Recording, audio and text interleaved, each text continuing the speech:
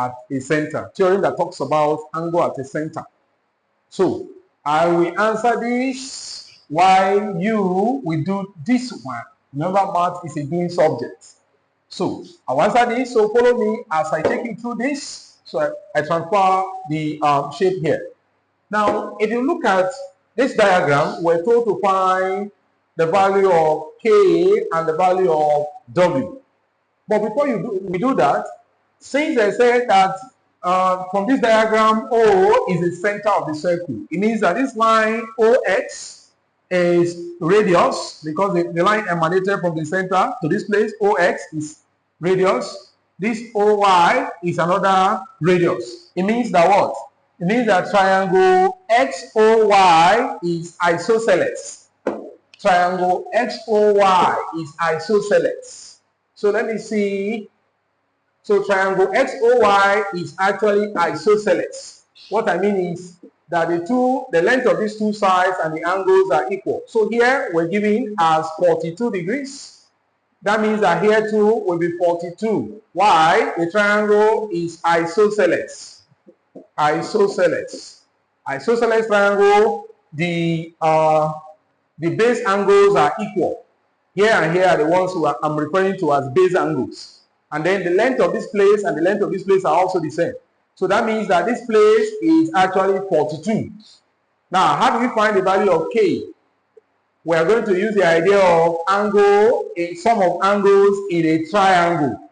So we are going to say K plus 42 degrees plus this other 42 degrees should give us 180 degrees. What's the reason? Sum of angles in triangle XOY.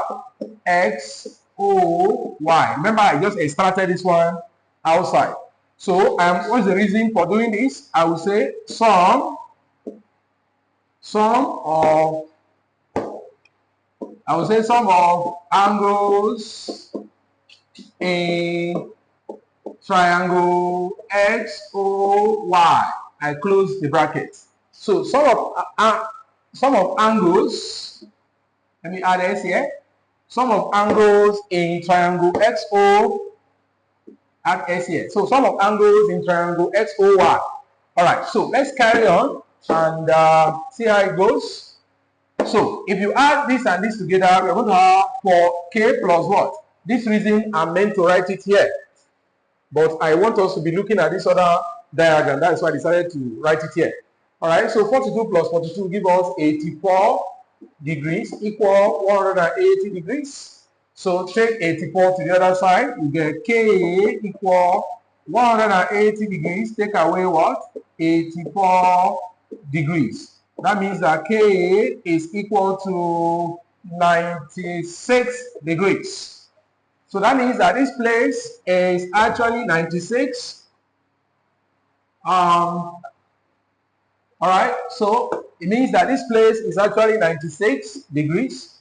But from example 1 and example 2 we've taken, you agree with me that this place has connection with what we have here. So angle as circumference is times 2 of angle at, angle at center is times 2 of angle at circumference. Or if you know the angle at center, you divide it by 2, it gives you angle at circumference. So we simply say that what? We will say that W is actually equal to what? 96 degrees divided by 2. 96 degrees divided by 2, which will give us 48 degrees. But we need to write a reason for this action. So, reason, I am going to say reason. Oh, this place is looking too close so that it will not be jam-packed.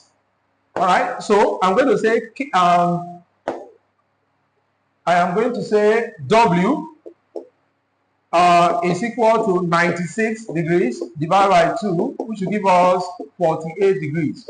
Why did I take this action? I'm going to say angle at circumference. Angle at circumference. Angle at circumference is half. Angle at circumference is half angle at center. So this is the reason for that action. So with this now, we've been able to answer the first, that's this question together. This question, we answered it together. So it's now left for you to do this for me. This one. So go ahead and do it. See, it's a classwork. So make sure you find angle V and angle F for me. All right. Thank you very much for watching. Bye for now.